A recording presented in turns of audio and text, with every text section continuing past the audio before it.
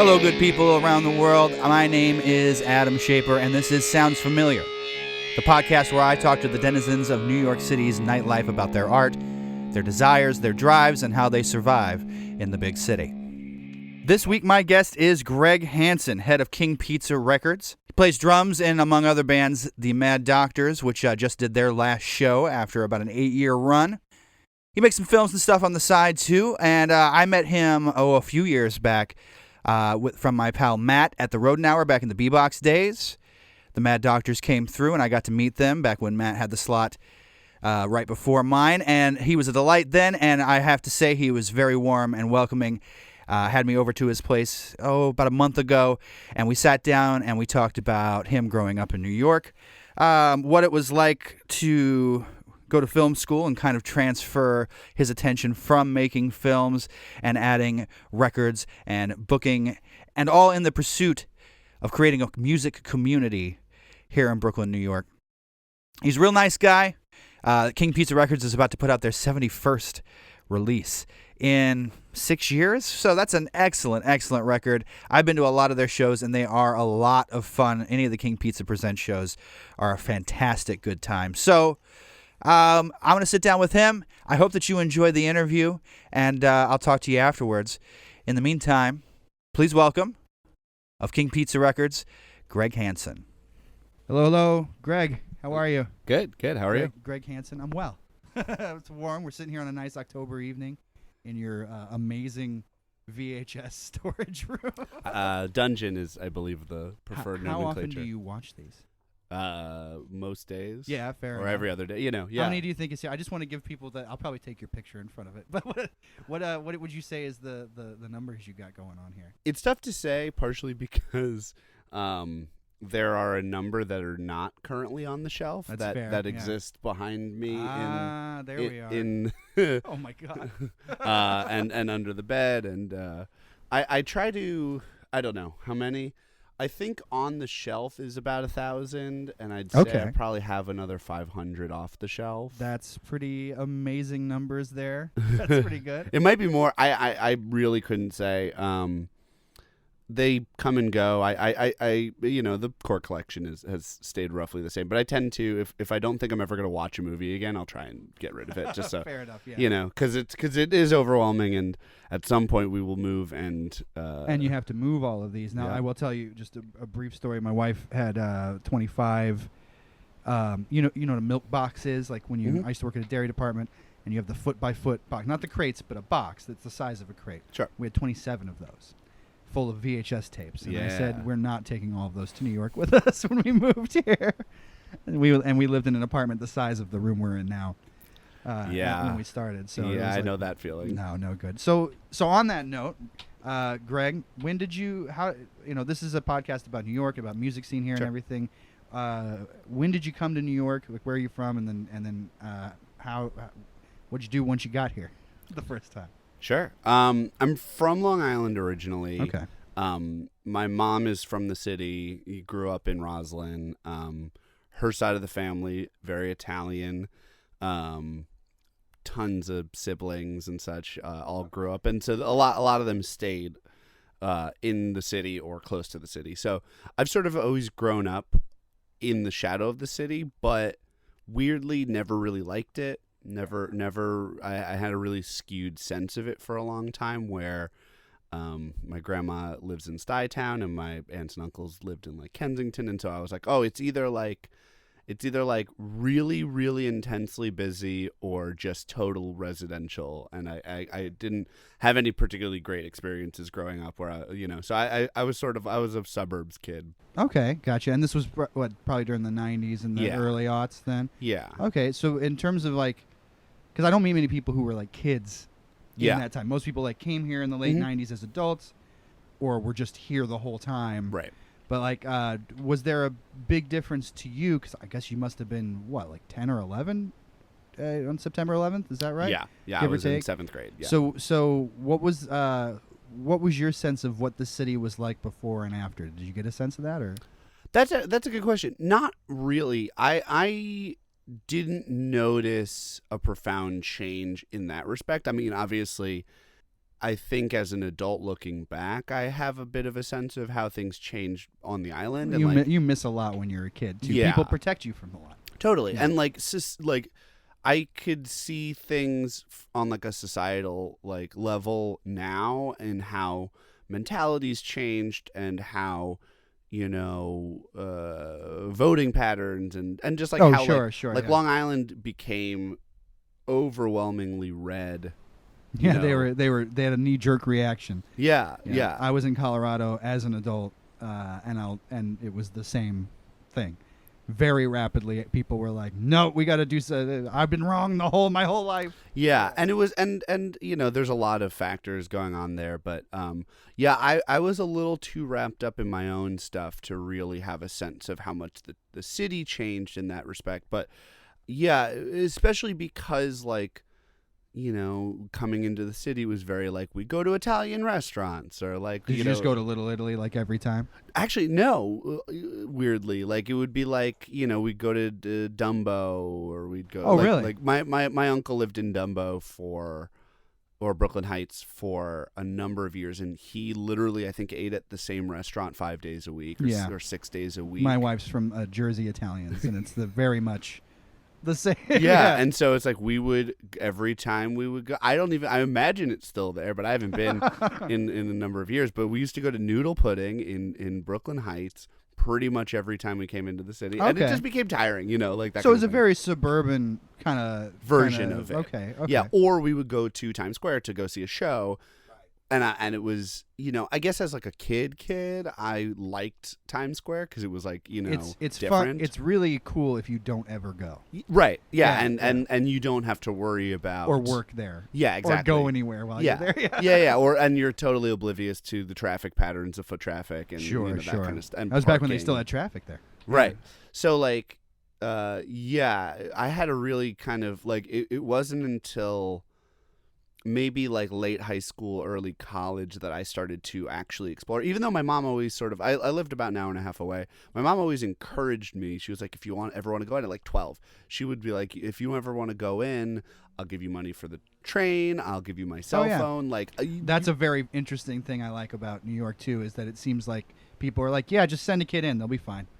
They'll figure it out. Totally. And she grew up that way too, where it's like she was born in Bushwick, or Ridgewood, and grew up in Roslyn, but had ties. Like her mom owned a cheese shop that she co-ran, when she was a young So you could go into the old neighborhood and like people might know who you are when you walked by. Oh, possible. I didn't have that kind of relationship with it, but it was just very like my mom always had good experiences, so it wasn't like she wasn't one of these people that was hanging out there in the 80s and seeing everybody's you're gonna get murdered. Yeah, it was very like she was very trusting of me. So, but I didn't really take her up on that because I didn't know what to do. I found the city very impenetrable, and I think it is. I think like if you are like Manhattan in particular, or like the city in general. Is. I think. I mean, like obviously. It's easy to find things to do. Yes. But if you're the type of person that is looking for something, any kind of specific, and that isn't like seeing the touristy stuff, or like like if you want to have some sort of experience that feels semi-authentic, I think it can be very difficult to know where to start. Right. It's kind of like the old days when you see somebody, you gotta talk to the skeezy guy by the phone booth, and he'll tell you to go talk to this guy. Right. And and I think it's easier now.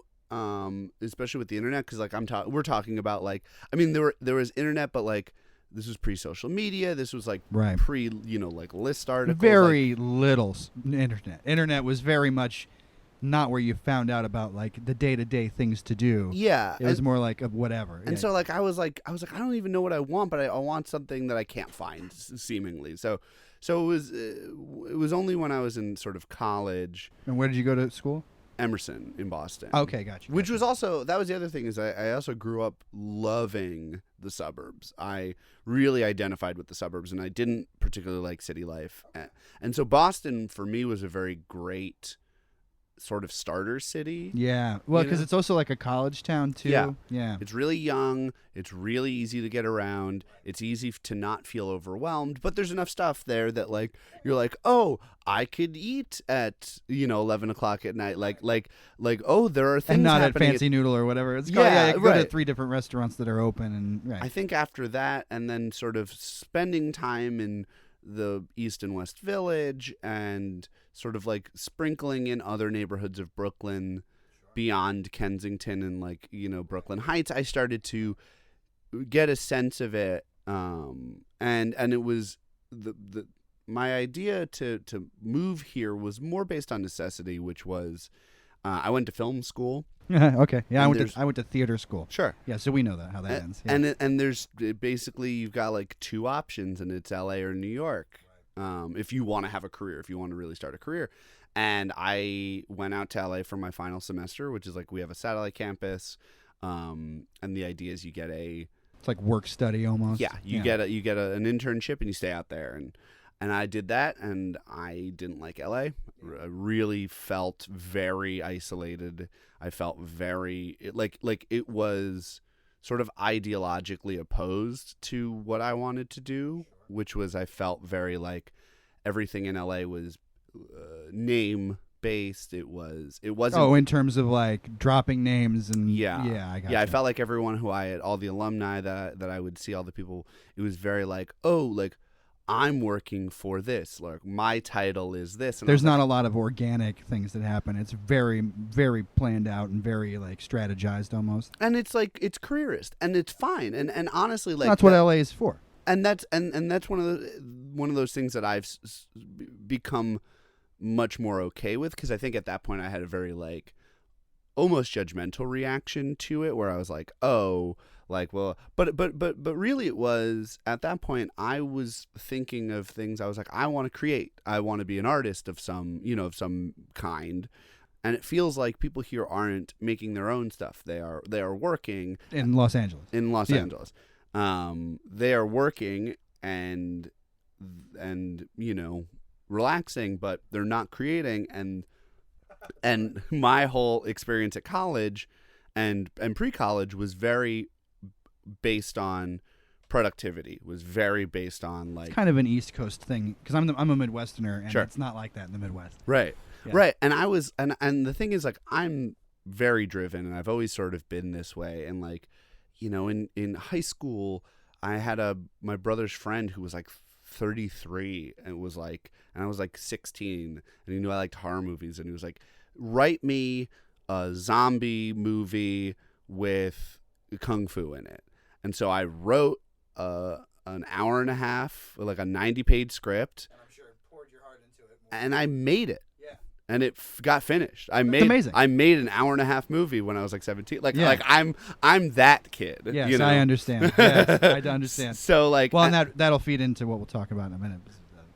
The musical pursuits that you've Right. been up to too. Yeah. right, and so yeah, it was. I was very turned off by the idea that one wouldn't just sort of take the city by the reins and, ride until morning or whatever, and just like make shit all the time. That was my. Well, and I always say that if you don't have a reason to be in New York's going to spit you out. Sure. That's my experience. Right. I've known plenty of people that are in California now because they were like, this is too much. Right, and in the meanwhile, I've sort of way chilled out on my,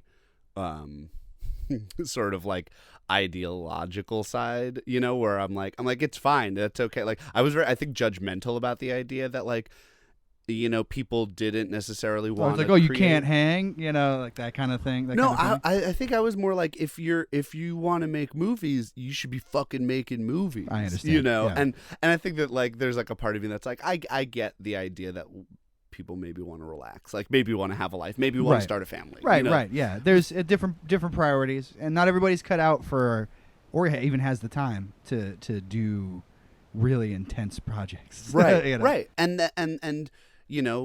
Big, long, extended projects don't necessarily work for people, and don't always necessarily even work for me anymore. Like there's like lots of things. Yeah, I want to ask you about that a little bit later too, because I've noticed through the grapevine that you're kind of like a weird sea change. It seems like almost. Yeah. Yeah, but Well, first let me ask you. So you're in college in Boston, like this kind of stuff. You're a film student. At what point did the music thing kind of edge its way in, or was it always there? And what were you listening to back then? Like, what was the stuff that really was like moving you and keeping you in music, kind of electrifying you, so to speak? So what's interesting is like I guess music and movies were always sort of my two loves. I tried a lot in high school to start bands, and it never really worked. And the suburbs are kind of I grew up in a suburb as well, and it's very the pool is very small. The pool is small, and for one reason or another, I mean, basically, my older brother was a drummer, and so I kind of wanted to follow him, and he did not want me to follow him. So he's 5 years older. So yeah, so just us. But so I sort of started playing guitar, and I didn't really like it, and I started to play bass, and I liked it more, but I sort of always, I think, pictured myself as a drummer, but he was very like, no, you can't be. Do your own thing, man. Yeah, exactly. My thing. I always really wanted to have bands, and it just didn't happen, and I always loved his band and going to shows and stuff. But I, at the same time, sort of really got into movies, and so it was like this thing kind of edged out music, you know? And I was able to do it, and I was able to do it well, and I think people really responded to it, and so music became more of like a love and a pastime, but not a thing that I sort of stopped playing bass probably when I was like 15 or 16. Okay. And this is like early aughts, right? Like yeah. This would be like 2005, 2006. Trying to remember what was happening then. Yeah. Musically. Right. And I was like, I sort of was really into metal before like 11th grade. So like, you know. That's when metal really started spreading out into all the weird subgenres too. Yeah. And then really got into garage rock and rockabilly and surf like between 10th and 11th grade, so like 16. Yeah, that's about right. That's right, a good exactly. time for it, yeah. Yeah, and ska. That had like a resurgence. punk. That had a big resurgence.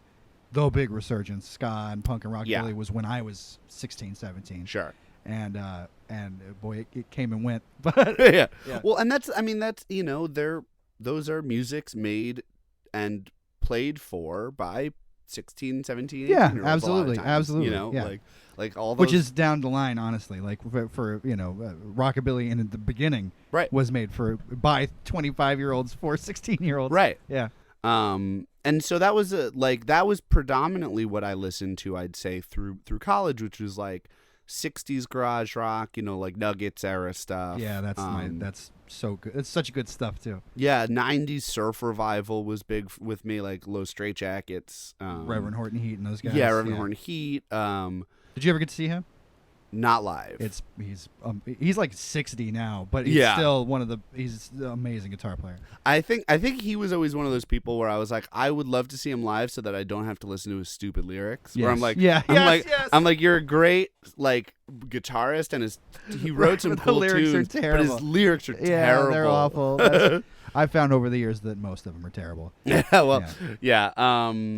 But yeah, so that was sort of this thing. But the Mad Doctors, which is the first band I started out of college, was an idea that I had in high school.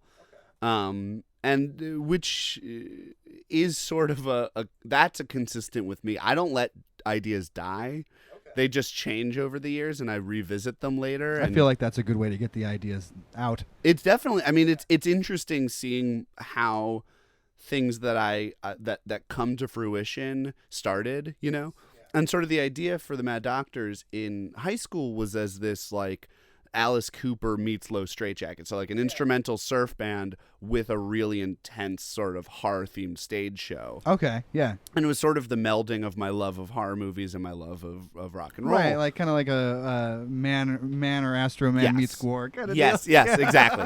And two bands I also really liked. Yes. I like when the record talks to me on the on that Man or Astro Man record. Yeah.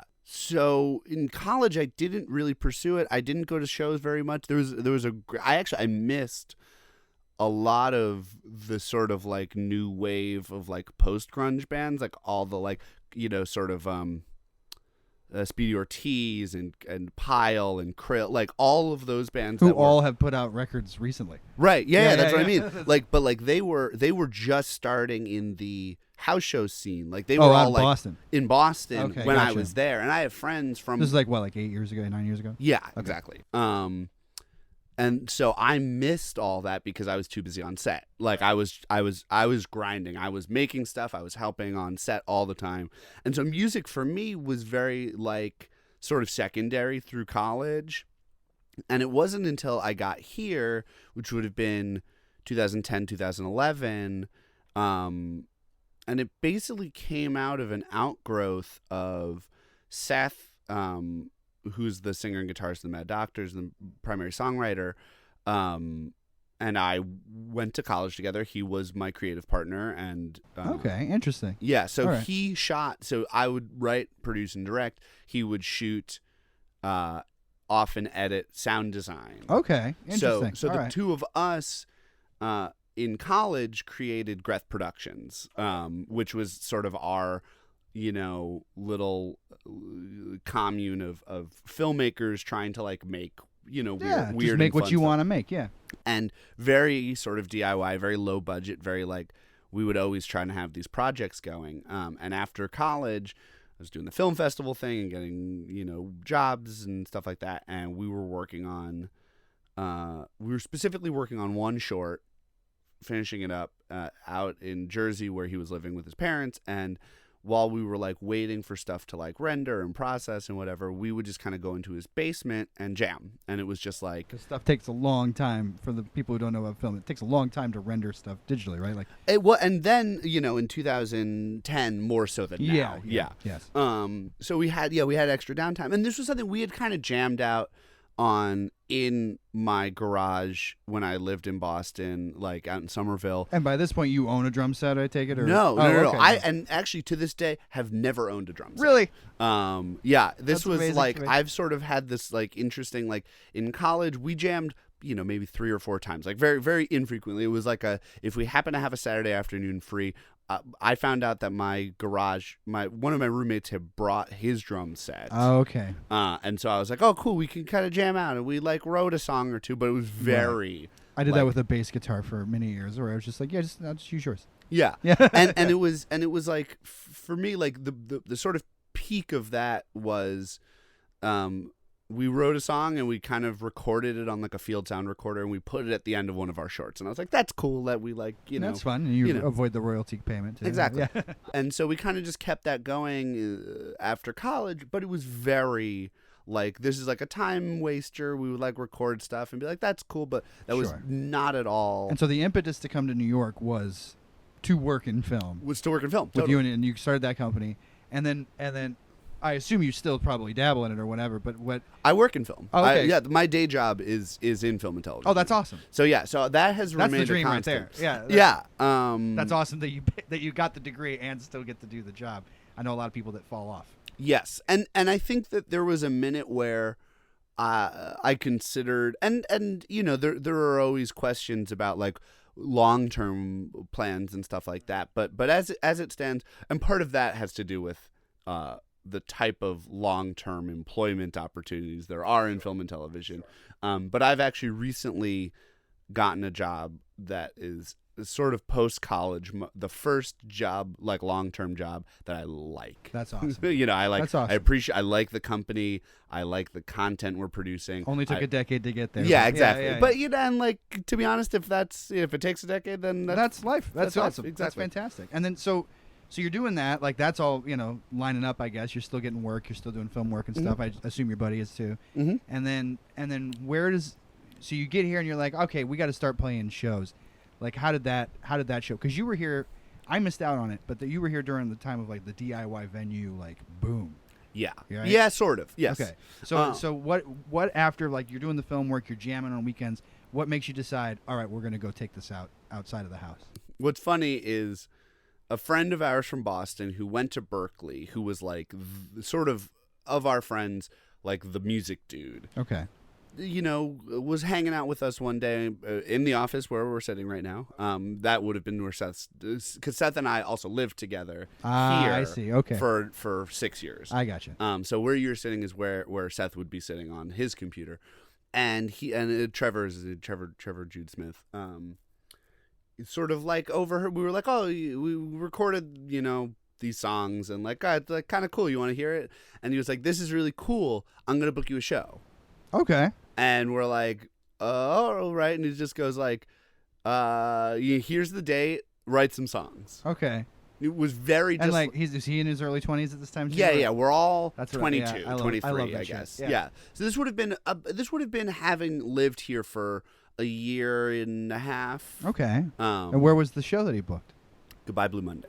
I don't even remember that place. Yeah, Goodbye Blue Monday was a spot where a lot of people got their Was this start. like 2011, 2012 probably? This would have been 2012. Okay. This would have been maybe, wow. I'm just trying to remember the chronology. It does not seem that long ago to me because my son was born at the end of 2011. So to me, I'm like, wow. All right. Yeah. that short ago. Yeah, right. 2012 was, it would have been February 2012 because I believe it was Oscars night was the show that was the night that was our first show. Okay. What are your memories of that show? Did you was bomb? bad. Was it awesome? Yeah, it was bad. Was it just the two of you, or did you have? No, it was we got. So originally Trevor was gonna play bass, but he really didn't have space. And just for the uninitiated, I guess the Mad Doctors is three-piece surf rock band. There were lyrics. The music I've heard recently. Yes. Was it fully instrumental back then, or? Yes. Okay. Pretty much. Gotcha. I think the first show it was. So it was. We wrote some. So Trevor was going to play bass for us. He didn't really, and our friend Josh, who became our bassist, didn't have a lot going on. Yeah. And he was like, "I'd play with you guys." Like that, he didn't really. He just didn't do it. He just. Oh yeah. I mean, well, he was just like he was too busy. He was, Right. I think he was managing. Oh my, I'm trying to remember his name. Oh, he was managing like an artist. Yeah, Christian McBride. Okay, gotcha. Or it was working for him, or he was working at the Jazz Museum. There was his chronology works. He had something to do. But Josh didn't have anything to do, and he was like, "I'll play bass." I never played bass, and this is sort of it was my first band. It wasn't Seth's first band. Seth's been in bands through high school, and Josh also had, but never played bass. And so this was very just like we wrote whatever 6 songs, 7 songs. Maybe one of them had lyrics. But I think we didn't play with a mic. I think it was all instrumental, and it wasn't good. I don't believe. The first show you always gotta get it out of the way. Yeah, and Goodbye Blue Monday was a weird, cool space, but it was like you booked a time slot, right? At like they just had an open calendar. It was free. Okay, it was like so you showed up, and it was like almost like a battle of the bands without a judge. Yeah, or think of it as an open mic, but you had about a half hour, and you signed up. Yeah, 2 weeks in advance. Or I gotcha. Okay. So a lot of bands got their start. There's right near Lone Wolf, if you know where Lone Wolf is. I don't. Okay, it's on Broadway and something. So that's the first gig. That's the first gig, and then you get that out of the way, and then I take it somebody decided to book you a second time. That was sort of where my I'd say producerly, like filmmaker-y instincts kind of jumped in. Well, it's if I have an idea, I want to see it through. Yes. So, and if we don't play, I'm not seeing. It's going to bug me. Exactly. Yeah. So it was sort of like, and for me, it also came at a time where I came out of school swinging, like where I was like, I had like 2 or 3 short films that were completed that were doing the festival circuit. I had a bunch of ideas. And I sort of was hoping that I would luck into a position where I would, either feel creatively fulfilled or had a bunch of time to like pursue all this other stuff.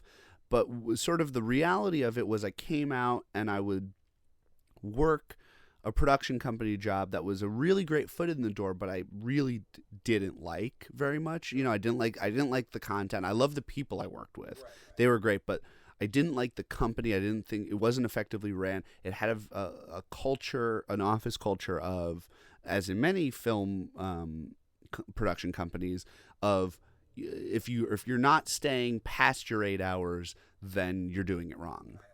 And so my days were consistently 8, 9, 10, 11 hours, and then. But you're not making any extra money. I'm not making any extra money today, right? And I'm going home and I'm applying to film festivals, or I'm trying to write, or I'm in post-production, and so it's like my life became, for about a year and a half, was this very like cyclical, like I lived, ate, breathed movies. It was only movies, and And at some point, I know, when you're 16, you're like, I'm so passionate about this. This is what I want to do with my life. And Yeah. then you move forward with it after like 10 years, and you're like, this isn't fun.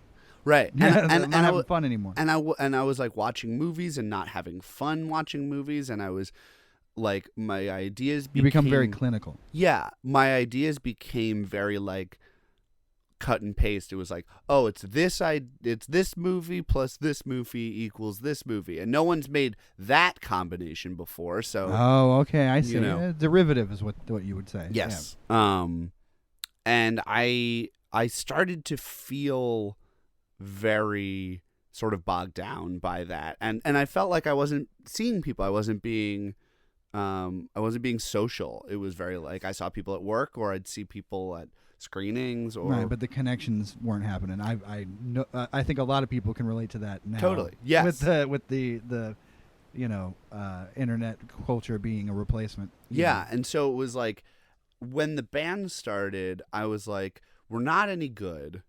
This is taking away from what I really want to do, but it's social and it's fun and it's light and it's easy, and maybe I just need to live a little bit more so that I have something to write about, something to like replenish the geyser of creativity, Exactly. so to speak. Yeah. So that sort of was my impetus behind it, and I was just like, let's do it again. Like, I'm sure the next one won't be as bad, and like, we definitely had fun, even if it was, right. even if you knew it wasn't particularly good.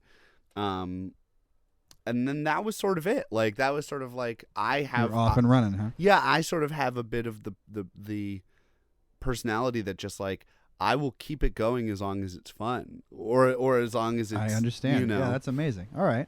Now at the time, because it wasn't. I mean, again, to me, it doesn't seem that long ago.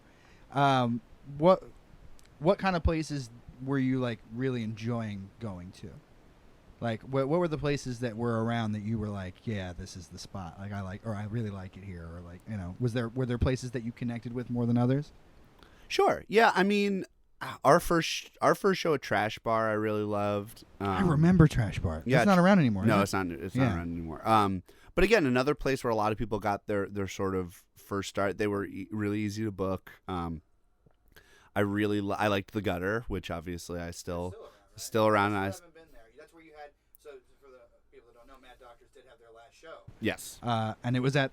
It was at the Gutter. It was at the Gutter. It was at the Gutter, and that was partially because that was our first good show. Fair enough. How many shows did you have to play before that happened? That was, I believe, our fifth show. Okay.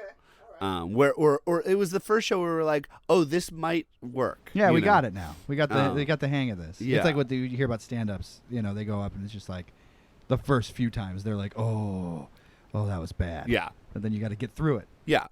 Yeah. As far as like the DIY portion of things, to me, that came much later. We sort of tried to get into the DBA and like Big Snow Buffalo Lodge and Shea and Silent Barn, and it was crickets, total crickets. Every time you would play, every time, or like every every time I tried to book, I just couldn't get a response. I didn't quite understand how to approach it. I think. Well, and I also think like it's kind of, as you described New York earlier, kind of impenetrable. It's like you have to have the in. You have to know the right person to even get started. Or write an email that catches someone the right way, or like the Well, and I'm sure now that you've kind of been running things on your own with the label, which we'll talk about in a minute, like you understand how it is. Like yes, so many emails, so many contacts. So for me, it was like, and people were like, oh, just like go hang out at shows. I'm like, well, I do that, but also like I don't have the time to just like go hang out at shows all the time. To then hopefully talk to the right person to then maybe get a right. I was like that's taking you back to that LA kind of style of doing things. Yeah, and so I was like rather than doing that, there's a handful of sort of above the line venues, dive bars that had really low production costs and but not a particular scene happening. So really the first place that I got really into is Don Pedro. Okay. Yep. Which was Don Pedro's not around anymore? It is not around anymore. Yeah. Don Pedro was sort of this legendary dive bar that sort of grew a name in, I think, 2005, 2006, when a show with King Kong the Barbecue Show and Black Lips had to get reassigned from, I think it was Music Hall of Williamsburg. It was like this whole thing where the show fell through there. And I so guess Don they were- Pedro was like, "Yeah, we'll do it." Yeah, there used to be a place called Crypt Records down the street from Don Pedro back when East Williamsburg in 2005 was like sketchy and like really tough. And so the guys that hung out at Crypt were all these like were all the like garage rocker dudes, and they knew Don Pedro, which is like an Ecuadorian restaurant and salsa club. There is so much of that in this city. Of the like, yeah, we're in a restaurant too. Yeah. Yeah. and it was like, you know, they were like, oh, but it's like a dive, and like they're like, let's just throw the show there. It was like this sort of last minute thing, and this was like right before those bands like really blew up, or right as they were blowing. Yeah, up. around that time. Yeah. And so because he put out that first big record like right then. Yeah, King Kong did, I think this was on. If the stories that I've been told in my memory serve, I believe this was on the tour for Good Bad Not Evil. Good Bad Not Evil by gotcha. Black Lips. That one. Okay, yep. I saw them last year. They were excellent. Yeah, and so they, there was like a line around the corner or whatever, course. and suddenly the manager and the owner of Don Pedro like, I guess we're Dollars, gonna, I guess dollar signs. Yeah, I guess we're gonna do rock shows. Like, Yeah, that's That's a good way to trick them into doing it. If that bill being the first totally. bill. And it was like this thing where it was like, it was a place where for a number of years there would be great shows and there would be horrible shows, and so it never really garnered a big like a consistent crowd. So What shows, shows a place like that now is El Cortez. Sure. Yeah, very much like that. And so when we got there, it was easy to book. It had no production cost. You can bring your own door person. And so I was like, this is great. So I sort of was like, rather than chase down and hound these sort of quote unquote cool tastemakers, I'll just make my own scene. I'll just start the scene that I want to exist, that I don't feel like in exists. theater school, they taught me, and I'm sure they taught you this in film school as well, is if you can't find work, you make work. Exactly. Yeah. That's a great origin story. Now how long did you do? So that's when you started booking shows. That's when I started booking shows. Okay. And did you do that under a particular umbrella, or was it just like, call Greg? Yeah, it was. Well, so it started. It started as like we didn't know anyone in the music scene at that point, so I just started like reaching out to bands I liked, and we started playing out. But there was another dude named Matt Hendershot who was in a band called the N-Men, and we became friends. And he was like, I used to do these monthly shows at certain places, and they were always really fun. Having something consistent, can like really place, like start. A brand. Yeah, start to have. It starts to build something. And so together we started something called the Saturday Revenge, which was like these like 4 or 5 band bills. Saturday nights I think it was the second Saturday of the month.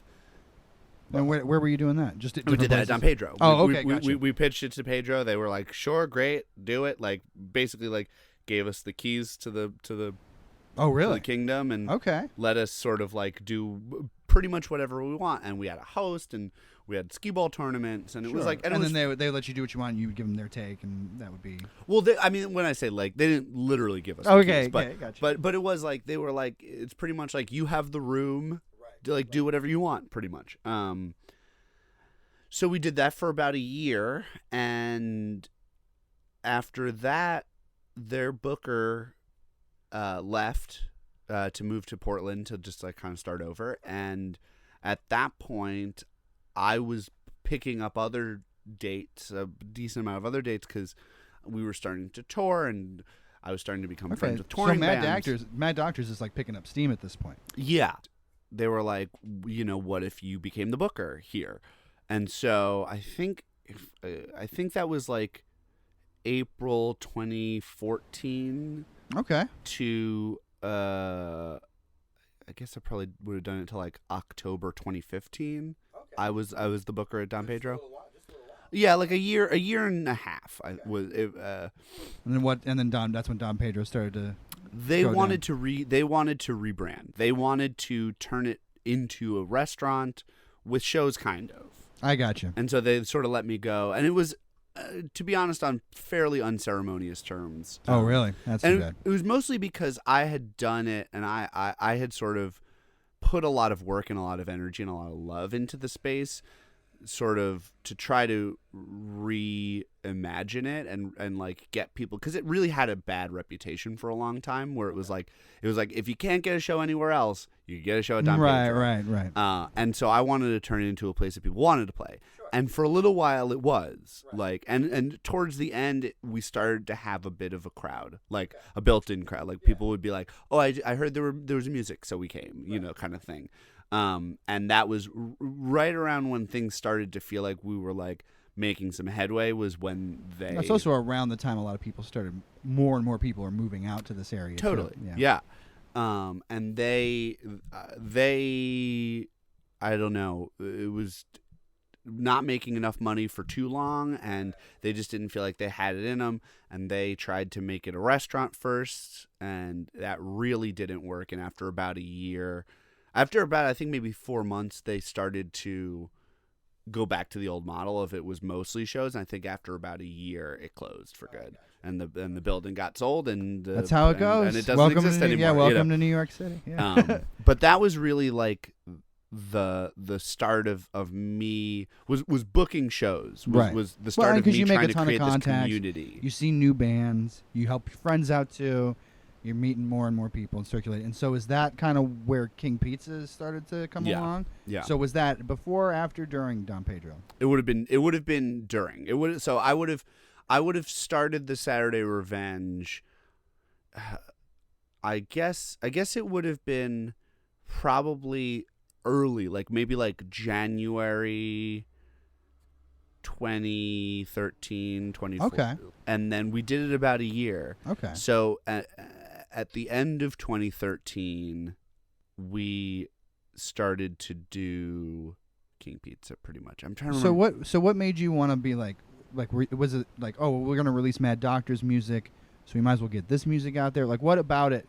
Because I know people that run tape labels and other labels, and all of them say the same thing, which is there's no money in it. There is no money. There's anti-money. In it. Yeah, and there's very little acclaim. It's just a lot of busy work, honestly. Like it's like doing a temp job that you don't get paid for. Yes. So why?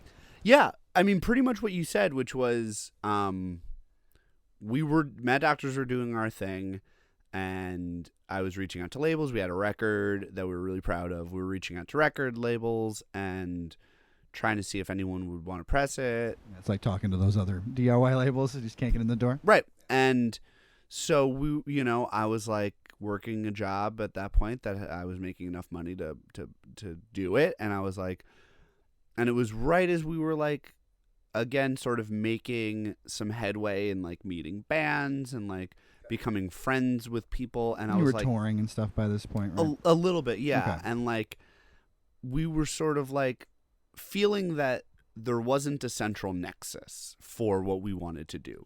That there were these DIY spaces had little scenes, but at least to our purview, it was like, oh, this is a little bit more indie rock. This is a little bit more shoegaze. This is a little bit more dancey. Like we were like, where do we fit in? Yeah, we were like, where are the young rock and roll bands? And we couldn't find it. And so I was like, I know that feeling too. It's like, you're like, well, where do I go? Yeah, like where is the place for it, right? Yeah. Okay. So at that point I was like, okay, then if I'm going to put out our record, then I know 5 great bands that have records that would love someone to love it. Now, did you start out doing the comps, like compilations, or did you decide to do individual releases first? So our first comp, so I made, and you have some great ones. Like my favorite one in recent years is the Halloween one that you put out, and you guys have this is a total aside. The artist that you work with, she's fantastic. Rachel Adler. She's so fantastic. Yeah, actually, and what does she go under? What's the Hatch Comic? Yes. Her stuff is really fantastic. She does almost all the flyers for the shows that you were doing. They do awesome work. Yeah, she's great. But anyway, sorry, continue. No, it's totally fine. I'm just trying to remember the years on this. It was at the end. It was December 2013 is when I decided on the name. Is when I started to be like, I'm gonna make a label. I'm gonna start telling people about it. I'm gonna start talking to people about being on the label. That this is when I've made the decision. Is December 2013, and I work from December till June of 2014 to get all the sort of ducks in a row, and I start booking shows under the like King Pizza Records banner. And so the first things that we do, I basically was like, okay, we're gonna come out the gate with Pizza Fest 1, which is a 3-day festival. Each day would be a tape release, so it was a triple tape release and a comp. Okay. All within. Might as well, if you're gonna put the buzz out there, you might as well do it big. Yeah, that's great. So June 2014 was when our first 3 tapes and our first comp, Music to Make Barbecues By. Okay. Yeah. out. Yep. And where did you have that fest at? We did 2 days at Don Pedro and 1 day on Meg Mancini from the Rizzo's roof. Oh, really? Yeah. She lived in a place that had a big ass roof. You could pull it off, and you could get away with it, and we could get away with it. I don't think I don't think that it was necessarily a great idea, but we did do it, and no one got hurt, and no one. My old complained. college town, my friend was trying to put on a show, punk show. This is like 2001, and the school it rained, so we went to the garage behind the place where we lived. There was nothing in it.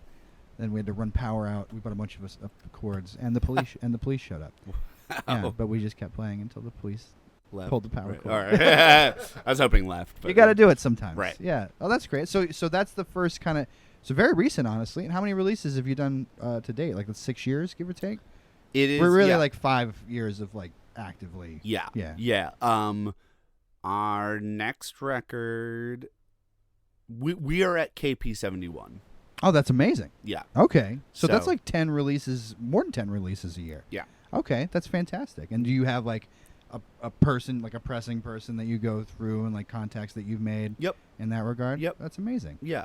That's awesome. And it just became this thing where it was like, again, this sort of like by necessity thing that I was like, well, I'll do it. I'll see how it goes. If it sucks, then, whatever. Yeah, then we'll I see gave what it a happens. shot. Yeah. Like, it wasn't, there were no big plans for it. The bigger plans were more on the community level. I wanted to try to create something, inclusive. I wanted to create something interesting. I wanted to create something that I felt like didn't exist. And that was more where King Pizza lied in my heart. And the tapes and the, label stuff was sort of more of a means of just amplifying that. Right, of course. And I've been to a couple of King Pizza shows, and they are really fun. Thank you. They are super fun. The ones I've been to are always at Our Wicked Lady, which you seem to do quite a few. That's a great club. And they're too. amazing. And the people who run it are amazing and super duper supporters. And I know Rich, the sound guy there. Rich is amazing. He did that Soundgarden show with me a few years ago. Oh, cool. Yeah, he did. He played drums on a Chris Cornell tribute show. Yeah, he was amazing. And Our Wicked Lady, it's a little farther out there, but the rooftop shows and everything are amazing. As a creative person, when you create something and it kind of takes on a life of its own, there's always this point where you're like, wow, like I'm gonna remember that, or like that means a lot to me. Right. Is there something in the course of King Pizza where like you got away from that kind of clinical part of the film industry and stuff like that? Right. Something that really did like, to draw the line between those two, you're like, wow, it was something that was the pinnacle of the social and the community and the creativity. I'm trying to think of like what would be a good story. The answer is yes, and thankfully I have them all the time. Well, it doesn't have to be a huge story either. Yeah, just like what are just briefly like some bright points for you? Sure. I mean, it's always amazing. I mean, like Pizza Fest is always this big love fest. It's always you're still doing it. We're still doing it every year. We've done we just finished our 6th one. And they're always really amazing. It's always awesome because it's when everyone comes out like in their best clothes. And then to get beer spilled on it. And it's just like you start to see how it means to people. You start to see that the things that can be tough when you're doing something like this, especially on a long term, is it's sometimes hard to see the forest from the trees. And as you described, it's sometimes thankless. And it's often, thankfully for me, thankful. A lot of people are very supportive and are very vocal about their support. Well, and you're seeing younger people, I imagine, too, because that's the thing about like punk and garage kind of scenes, those rockabilly scenes. Like there was a wave when I was a kid. We got about 10 years between us, just about. Like there was one when I was a teenager. There was one when you were a teenager. Yep. You say it's music kind of made for those. And then I bet there are kids you play an all ages show like 3 years ago, and then maybe you run into that kid's playing guitar for some band that reaches out to you 5 years later. Right. You know, like it's when you're trying to build something with inclusivity. I always appreciate that, because New York can seem. People think New York is a very hostile place, right? And I actually do think that like it's friendlier than people give it credit for. I think it's totally friendlier than people give it credit for, and I think it's tough because it's just people just don't have the time. And, yes, absolutely. And we, it's like it's one of those things where it's like there's just there's so many people, and it's so easy to get tied up with things that it's and like, overwhelmed by the sheer density, right? And of stuff.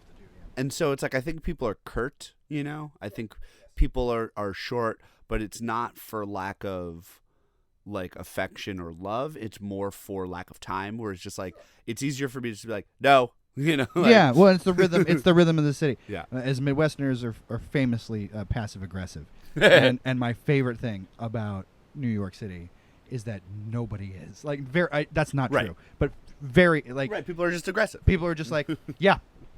And they're like, oh, it's like, oh, do you want to do that? Yeah, yes. I do.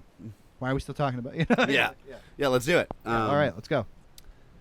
But where were we? That's all right. Well, just about, little bright points in the King Pizza history. I mean, it's just, like I said, it's Pizza Fest to me is always this big sort of refill of emotional like love, because it's always like everyone's always feeling great. People are always there to party. People are always very vocal and really like, I love it when people kind of come up to me and they're like, I just found my new favorite band. That's a really good feeling. That's always awesome. And it happens multiple times at every Pizza Fest. That's fantastic. So that's always a really nice moment where I'm just like, that's what this is all about. This is all about, and what's great also is that it's different bands. It's not like, oh, it's this one band is clearly just like better. The star, yeah, and like everyone loves them. It's like this person loves this band, and this band member loves this other band that they've never seen, and it's just like I like those little interchanges too, because I've seen this with some of the King Pizza bands where they switch members sometimes, and it does have a very familial feel to it. It is very incestuous. Yeah. Once you, well, it's rare with labels even now. Like everybody's shooting so broad or so specific. Like it's really cool to see like a localized, like it's not a bubble even, but it's just like contagious. It's a little community, and that's the thing that I'm the proudest of, because that's something that anyone can make tapes, anyone can make records. A community is not something that comes out spontaneously very often. Right. It's tough because I think people often want it and don't realize that someone has to create it right, and maintain it. Yeah, if not you, then who? Right. Yeah. And not just me. It's like you can't have a one person community. It's not like there has to be inclusion. There has to be willing participants. There has to be people that make it a point, even if it's just sometimes. It's not. But like without it, it dies. That is a thing where it's like because I could try and push it. That doesn't necessarily mean anything. The fact that it has taken, it's almost like you can plant seeds. You can't carry all by yourself, like you Yeah. were saying a minute ago. Yeah. Yeah. So it's like, that's, I'd say, the thing that I'm the proudest of, because people are really meeting people who they're becoming close friends with, who they tour with. Some people have met significant others at shows. Some of those people have gotten married or are getting married or are close to getting, like things like that. They're going to remember that forever. Like then King Pizza has a life of its own past. Even if something happens to you, it has that life past that as well, which is, I imagine, pretty amazing feeling as well. Yeah, exactly. And so it's like, to me, that's strength, because it's like music is amazing, but it is in its best sense, it is a uniting factor. It is a means to create happiness and joy and love and bring people together. And if we've done that, then it's more powerful than selling 1 million copies of something, you know. I love that attitude. So I mentioned earlier you got kind of a sea change coming on. So like I've noticed that you're not really going to be booking a whole lot more shows. Mhm. It seems like, and Mad Doctor's kind of wrapped up. Mhm. Was there like with it? You don't have to get personal about it. No, But no, like, no. was there something that kind of like drove that? Was it fatigue? Was it just aging out? Or what made you take a step back? And then into that lead into the, because you've got a new project going on, Mhm. which I'd like to hear about as well. At the end. Yes, there is a sea change happening. The Mad Doctor's ending, it was just a matter of we ran out of ideas.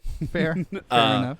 And You we don't just- want to start rehashing all the old stuff or whatever. Yeah, and it was fun, and like we had a lot of fun, but we had a harder and harder time writing new material, and we took it as a sign of like, okay, it's been a year, and we've written maybe like 1 or 2 new songs. Like it's really, it feels like we're sort of pushing this boulder up further and further uphill, and maybe that means something rather than, and also just like there's like a physical toll that it takes on people. And so we took it as a sign of like, you know what? Maybe this is the end. Maybe this is what this is the natural progression for this band, and that's okay. Like, rather end it feeling good about it before we try to make it into something that it isn't. Or you just get bitter about it. Or we just get bitter about it, right? So we were like, let's do that. That's fine. And Lumps, which is the other band that I'm in. Oh, that's the band I saw you with.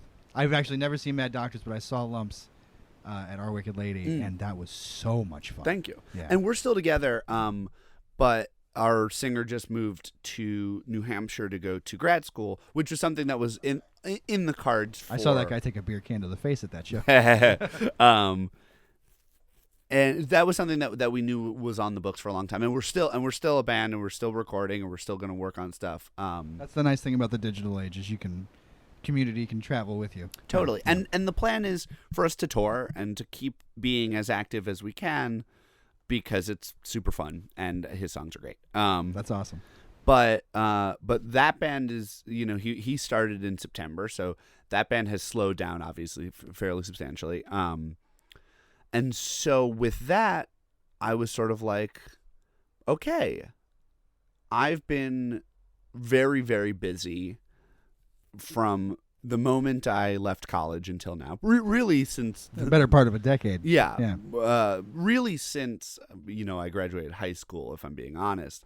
And I feel like with a lot of people, ambitious people have this sense of, we say, when things slow down, I will blank. And you fill in the blank with it. You're like, I'll travel more. I'll spend more time at home. I'll relax. I'll learn Tai Chi. Like whatever it is. All stuff because people look at that as like, well, when I have free time. But you really have to make time. As a guy who's been around a little bit longer and has kids and responsibilities and shit. You have to make it. You have to make that time. And that's something I've learned over the years. And I thankfully learned some of those lessons early, where it's like vacations are very like, I've been a big proponent of vacations since, maybe 23, which is, I think, 5 or 6 years earlier than most friends. Where it's just like, because a lot of people couldn't afford it. They couldn't, they were like, if I leave, then I'm going to come back. I'm not going to have a job. You get blinders on, for sure. But yeah, so that like, I definitely over the years have learned how better to make time. But even still, you get excited, especially when it's creative projects. You want to say yes. I love saying yes. Yeah. I will say yes to all the cool things until sometimes I have said yes to so many things that the things I love to do are no longer fun. Right. Right. And you think, oh, I'll never have another opportunity like this, or the opportunities will dry up. Right. But and really, they don't. Yeah. They don't. I have been doing that more and more, and I've gotten better and better at that. But this was a moment where I was like, okay, my 2 main creative projects are ending. Or at least one's on hiatus and one is ending. The bigger part of the last few years. Yeah. Right. And I was like, maybe this is a time for me to take a bit of that time, that time where I'm like, maybe I give myself a few months, like something that like for most people I think would be very like easy to lose a couple of months, where that to me doesn't exist. I don't not do things for months. I barely don't do things for weeks. It's like if I don't do something for a week, I'm like I like start to like go stir crazy. Yeah. Start hallucinating. Yeah. So for me, I was like, I think that I need a little bit of a break, a little bit of a time to readjust and see what I want to do moving forward and sort of figure out what the next steps are. And this break is happening naturally already outside of myself. Right. And so maybe it's a good time to lean in. Maybe it's a good time to do a little soul searching. I just turned 30. There's obviously like a little bit of that, like, okay, you start to reflect on the past decade and you say, like, what did I do that I appreciated? What did I do that I think I could have done better?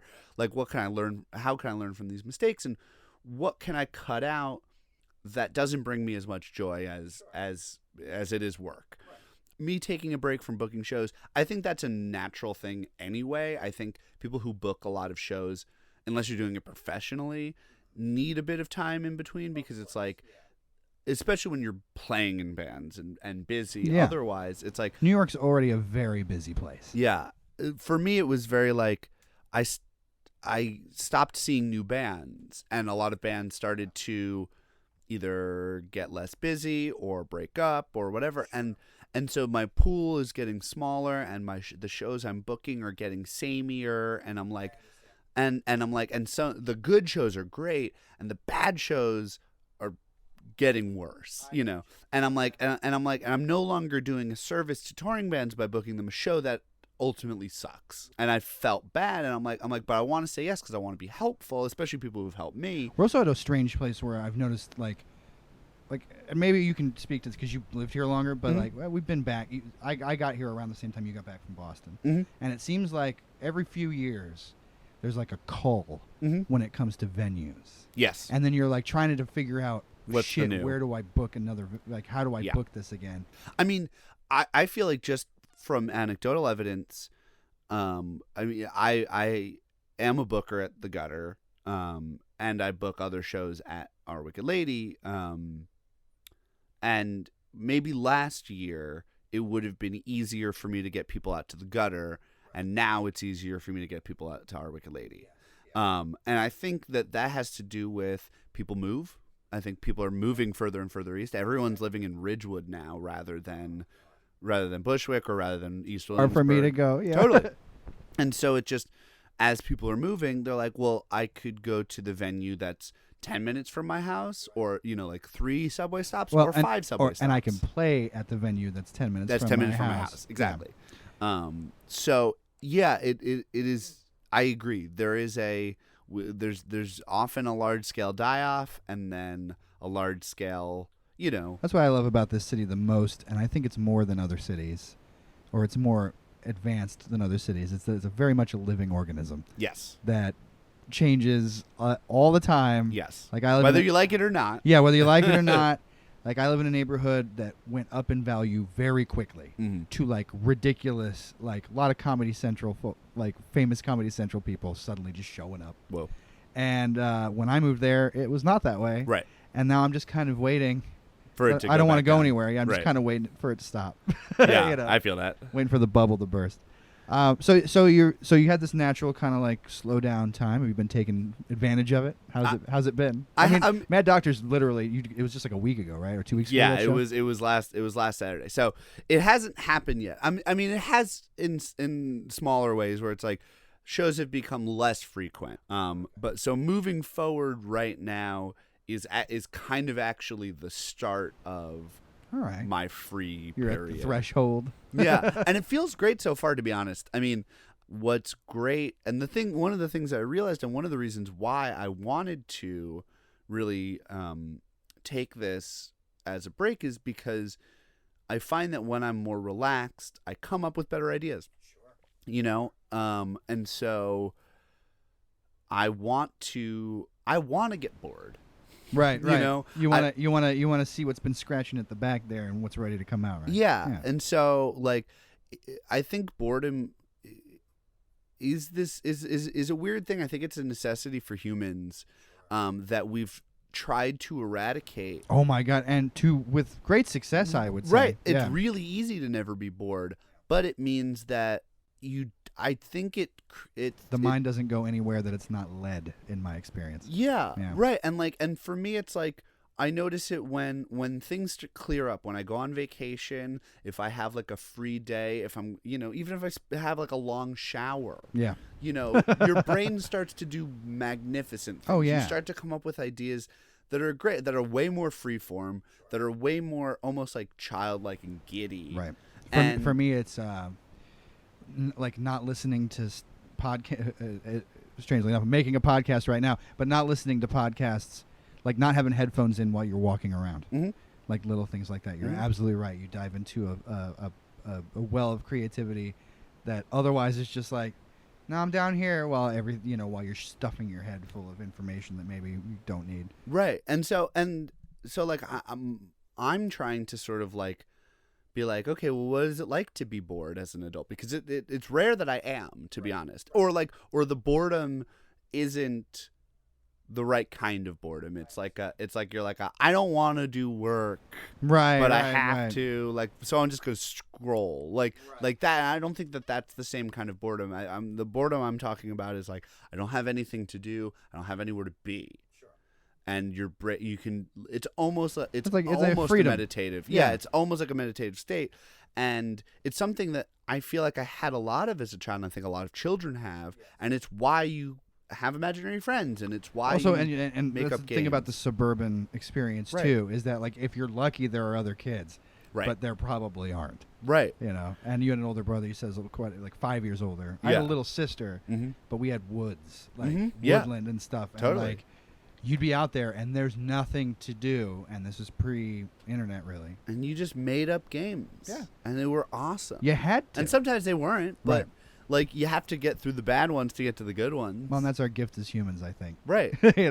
So yeah, I'm trying to like lean in. I'm trying to give myself a bit of that time off that I have been trying to get better at giving myself. But really, like, if I'm being honest with myself, I've been depriving myself of for probably the better part of a decade. Sure. And so I'm like, okay, clearly I have a whole bunch of movies. Like, I want to try and travel more. I want to see stuff that I don't normally, because I find that when I'm busy, I don't want to explore. I don't want to. Well, and you've lived here your whole life, more or less, like in this area your whole life too, which is a little different. Some people have the experience of like I haven't lived where I grew up for 20 years. Right. And so I'm still exploring New York City. I've been here for a decade. And I do too. I mean, like there are tons of parts of the city that I have never been, and parts that I want to, that I've been talking about going. And that's what I mean, where I'm just like, what if I had the time? Like, what if I had the brain space to really like consider that and be like, okay, I've got a free weekend. Maybe I go and hang out in the Bronx. Right. I don't spend any time in the Bronx. It's kind of the same thing as that you apply to your creativity. Right. That same doggedness that you have, and you're like, okay, I have this idea in my head, I'm going to get it done. But you have to, it seems counterintuitive to apply it to leisure. Right. But really leisure is just a different kind of, productivity. Input, right. Basically, yeah. So let's tell me a brief bit, because I saw that you have a project coming out with your new buddy, or not your new buddy. He was also in the Mad Doctors, right? So you're doing kind of like a 2-piece thing now. And do you want to tell people about that, or? Well, that's actually that's not even new. That we've been doing that. For what is it called? Time. What's the name the of it? The Fuck Tons. Oh, okay, gotcha. It seemed like there was a focus coming on it. Maybe I just saw it at the end of all this focus. So you've been doing that for a little while already. The Fuck Tons kind of became an offshoot band from the Mad Doctors. That was Seth would write songs that didn't quite fit for the Mad Doctors. It seems like you're going the bluesier angle. Yeah, it's a little bluesier. It's a little surfier. It's a little like garagier. Like the Mad Doctors got heavier and louder. Fuck Tons was more of his outlet for like more of that 60s stuff, more of the like Rocky surf comp. Erickson kind of deal, yeah. And it was like never a band that played particularly frequently, but we would try and keep it up. You'd fill out a bill or whatever. Yeah. Totally. Right. We are still doing it. I mean, even though the Mad Doctors are ostensibly done, the Fuck Tons will still play probably about as much as we ever have. Yeah. But yeah, I mean, I think that was just a confluence of playing the Psychic Luau, which is a festival. That's like your other festival. That's right? the other festival that we do, which is an all day, sort of outdoorsy. You know, City Reliquary in their last 2 backyard. years. Yeah, it's really great. Yeah, sort of the idea being this end of summer bash, and that was like. We were like, oh, that'll be our Fuck Ton show. If the Mad Doctors would play Pizza Fest, the Fuck Tons will play the Luau. But that also happened to be, we also had a BTR session that came out around the same time. So it was just like kind of good timing. Yeah, everything kind of synced up. And to be honest, Seth and I are going to continue to make stuff. We have a recording project that I drum and front called Power Children that is very like 70s biker rocky type stuff. And we're going to continue to do stuff and hopefully, with more frequency. But, like my goal right now is I'm just like, okay, we'll put a pause on all this stuff. Yeah. And, take a minute. Take reflect. a little breather. I think everybody, the one thing I've been coming across more and more with the world that we live in right now is that it seems to me that one thing that human beings are endlessly afraid of is looking into themselves and somehow exploring and maybe accepting the parts about themselves that they don't like. Sure. And it seems like some people are existentially afraid of that. Yes. And then we're in this world where like reflection is like a terrible thing. Right. Like, And that was something. It's interesting you say that. That was actually something I had to work on in college very, very specifically because I think I struggled with. Some form of like adolescent depression, like nothing clinical, but like becoming very sad, very morose as a kid. I hate to say it. Sorry, pardon the motorcycle game that just went by during this nice moment.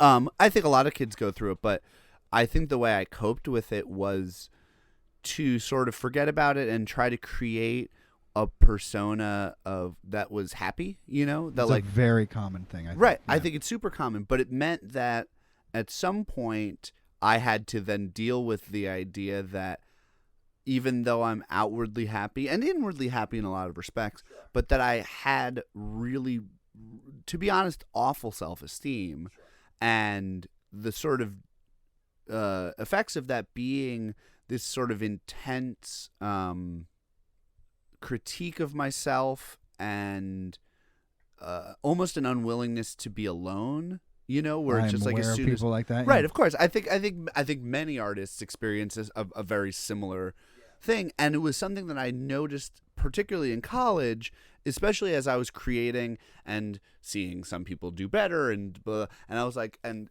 being very critical of myself. And there is, in as far as I know, that like it's the yardstick of in film, I feel like tends to be a little more sharper edged than in music. Sure, yeah. Right. And the thing is that like I mean we're talking, especially at that point, like very small, like increments there. But I would get really down on myself, and I found that I was like I really don't like to be around myself alone. And that was at a point where I was just like, maybe I need to do something about this because this is something that clearly I think I had known about myself for a number of years and just never really dealt with, and sort of was like, maybe it'll go away, I'll outgrow it or whatever, and it didn't happen.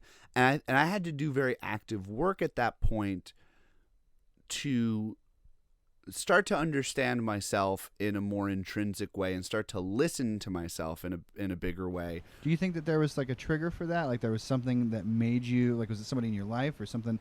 Because a lot of people at that time will turn to alcohol or drugs. Right. And they're like, sweet, I found an escape. Right. I found an escape vehicle. Yeah. But what was it at the time that made you actually like look at, was it just, you think it was your upbringing or like, did you Yeah, that's a good question. I actually don't know. I feel like I remember the moment, but it wasn't anything profound. And part of it is I was sober until I was 21. Same. Yeah.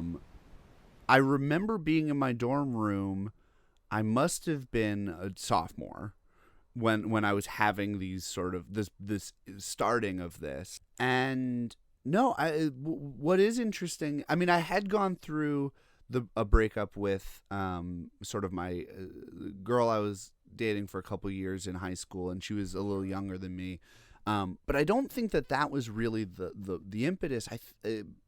Because it was a number of months after that this happened. It had been percolating at least, yeah. But, yeah, but it was like there was just a moment where I was just like, I think I was just feeling really down on myself and really like, why are they doing well and I'm not doing well? And I was just like, I think this a lot.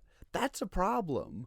Right. And I think that was like, it was just a moment where like, rather than like starting to like blame other people or funnel it into like working harder or any of the things that I would do to distract myself, I think I was just like, I think I need to be real with myself. I think I need to like do something about this because this isn't going away. Yeah, I got to deal with this. It's got to kind of from the angle of like drinking or whatever.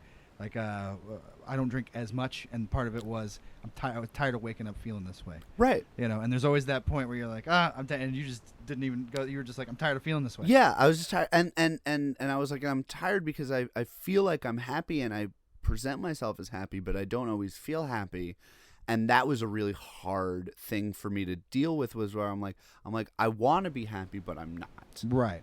And it's that knowledge of it's that's fine. Right, and it's fine to be that way sometimes, and like learning to, and I think for me it was a dismantling of a lot of those judgments, and I mean I'm still doing it. Like this is it's an ongoing project, but it is one of those things where it's like I became very aware of why I felt things. I became intensely reflective because that was the only way that I knew how to move forward. I was like, clearly I have these hang-ups, and clearly I have these things that you know, these trigger portions, and I also it became very crystal also within relationships where I was like, okay, I dated a girl where I wasn't a good communicator. Sure. And ultimately that led to us breaking up. I mean, I think we would have ended. Were you doing all this? I got to ask this because like so I go to therapists. A lot of people do. I recommend it for everybody. Mm-hmm. You were just doing this on your own. You were doing the work on your own. Yeah. But earlier when you were describing yourself, I was like, that's a type A. Like that people describe as a type A, and I've never heard of anybody being so effectively type A that they were able to do that work without a therapist. I think that's amazing. It's weird. Yeah. I mean, it is weird. It is funny because there is a part of me that wonders if at some point in my life I will become a therapist. Well, I hear it pays pretty well. It's well, it's only because I like, I don't necessarily think that I'm particularly talented in a lot of respects. And that's okay. That's not like a judgment. It's more of like an observation of like, I'm a good curator.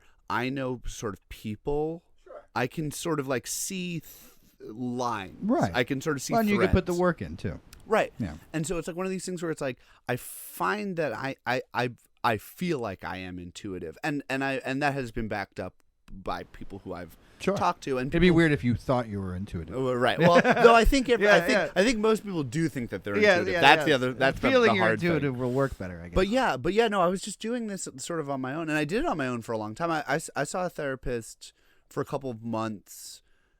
Maybe I guess it would have been a year and a half ago, and it was very nice. And I would have. I think the government should pay for it for everybody. Well, I agree. Yeah. And it that helped me. That therapist was the person who sort of clued me into the idea of being having so many things on your plate that you love that you no longer love them. That like the idea that like the jump from being like, all of my time is being spent doing things I love. Right. Shouldn't I just be happy all the time? Right. You know? Right. It's just not natural. Right. But yeah, this was like a time where I was just like, I was sort of like working through a lot of it. And I like I said, I sort of had this relationship that went south because I was a bad communicator. And then the next relationship, I was like, we got to make sure that we communicate really well. And so I was being and then she was a bad communicator. Right. So I sort of lived both sides of it.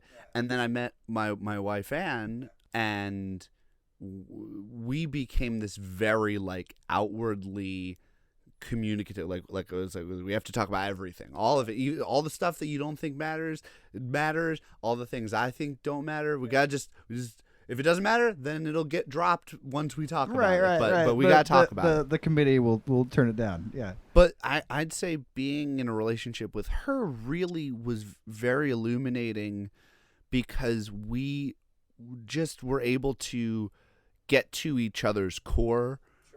Because of that, it let us really like understand ourselves through each other. Yes. You know, that's the dream, I think. Right, exactly. Yeah. And I think I agree with you that I think reflection and reflexivity are very tough, and we don't in this country really have a lot of the language for it. It's not really taught in like school in the way that it should be. Oh yes. Well, I have a whole theory about that we'll talk about over a beer sometime. In terms of being a traumatized nation.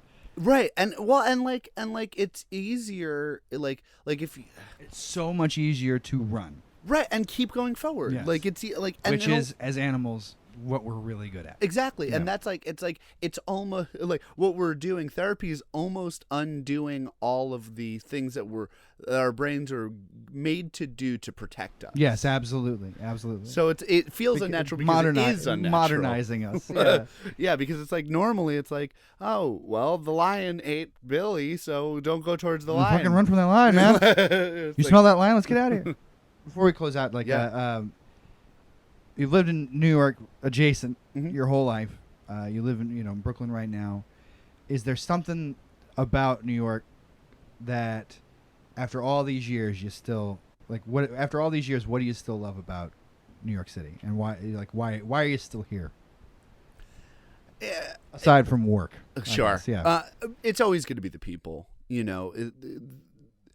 If I didn't have the kind of support system, like you could strip away everything. The city doesn't mean anything without the people in it. That's right? true. Yeah.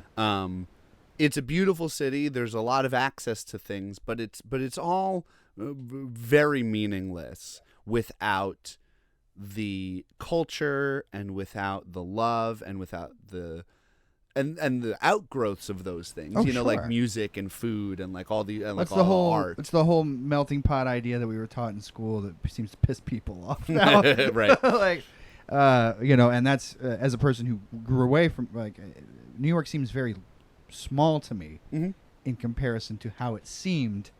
Right. Watching it as like a pop culture thing from afar, like, oh, it's enormous, and then you get here and you're like, no, it's not. Right. It's just that everybody's on top of each other.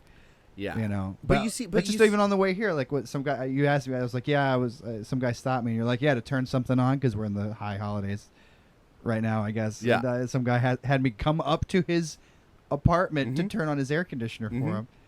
And it's too cold. That would never happen where I grew up. Like there was nothing like that. Everybody looked like I did. Right. So I agree with you. To me, that's a very fun part of it for me. Yeah, and just like the fact that it's like I have wonderful friends who support me, who I love to support, and like I live a life where it's like I see friends minimum 5 days a week. That's awesome. And that's awesome. Not the case everywhere. People lead different lives elsewhere, and what's great is that it's like sometimes it's like we're having you over for dinner and we're just like making food, or like sometimes it's like let's watch VHS tapes, or like let's go to one of the whatever 5 awesome movie theaters that we frequent. Let's go see a show, let's go to an art opening, let's go bowling, let's go to this insane art installation that will be here for 2 days. And that's like the through line that you put through almost everything we've talked about tonight is that community that you're trying to build, and now you have it. Now I have it, and it is really a part of being a healthy human being. It's like kind of our adaptation. Yeah, Well, and that's the thing, and what's interesting is like, again, like being reflective, and realizing that I'm like, oh, I started a production company, quote unquote, in college because I wanted a community of filmmakers, and then I come out and I start making music, and within a year, I'm like, oh, I'm going to start a record label to create a community. And I didn't, at that point, make that connection about like clearly Yeah. I want to do things with other people. Right, you know? right. But I am very like pack oriented. I'm very like I don't really care about what the larger society thinks of me, but I care intensely like about what my friends think. You need your people. Yeah, Yeah. and like and that to me is the most sort of powerful and palpable thing, and it's like, and I want to love them and I want them to love me and I want everyone to feel good and supported, and all of it becomes like life just becomes a lot more fun and interesting if you're doing it with people, and like, and especially if those people are good and want to be there and want you to be there, right? All right, man. Well, I think that's a good place as any to wrap it up. To pay cheap tribute to your Italian heritage, Greg Hanson, when you're here, your family. So where can people continue to follow your adventure? Where do they look and dig around on the internet or in real life to find you and what you're up to? Sure, KingPizzaRecords.com is always easy. I mean, Heading on number 71, you said? We're on KP71. That's crazy. I know, it's crazy. Who is it? Banana. It's from Boston. Okay. Yeah, I don't know. It's easy to find me on Facebook. Yeah, Greg it's true. Hanson. Is not a common term out there in the world. Yeah. Yeah. Well, man, I wish you good luck, and I hope that that reflectivity, pays off for even more, communal good times in the future. Me too. Thanks for talking to me. Yeah, thanks for coming, man. Talk to you soon. So that's Greg Hanson, folks. Make sure that you're checking out King Pizza Records. They have a lot of great music, some bands that are worth supporting here in New York. And as I said before the interview, way, way out of league fun. So much fun at any of their shows. So go be a part of the community, man. And if you can't get down with the King Pizza community, just get down with the music community here in New York. That's what this show is all about, is making sure that you know that, man, there's some good stuff out there. And you got to go out, you got to support it, you got to get out of the house. As Tenacious D said, you got to get out of the apartment. So check out King Pizza Records at kingpizzarecords.com. Check out the show notes below this episode for how you can follow them, see them everywhere else on Twitter and Instagram, and keep up with the latest news there.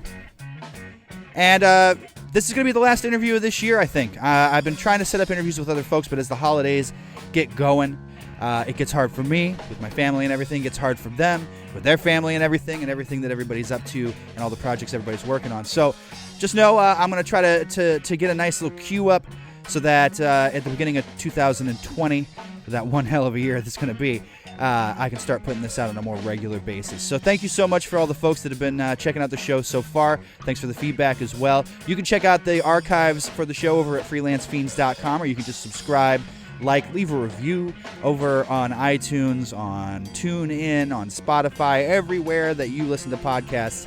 I've done my level best to be there as well. If I've missed you, let me know at freelancefeensnyc@gmail.com. That's where you can contact me to book interviews, tell me about music I need to be hearing, and just say hello, because I love talking to people, Hit us up on Twitter at sounds_BK and soundsfamiliarbk over on Instagram as well. Slide into my DMs, I don't mind.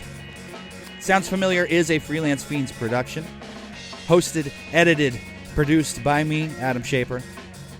Music, as usual, by Nick Martin's Farm Jazz Orchestra. Thank you so much for joining me. I hope that you have a great week. We will see you in the new year. If you need to catch up, don't forget about the regular show, Freelance Fiends. That's a music show. Just check out the last 2 episodes, too. Cinema came through. They just got back from their tour. And, of course, the amazing Ann Courtney of Mother Feather, who are doing maybe one more show this year as well. So get out there, put the money in the hands of the people that are making the music you love. I hope to see you in the new year, and I hope that you have a wonderful holiday season. My name is Adam Shaper, and you've been listening to Sounds Familiar.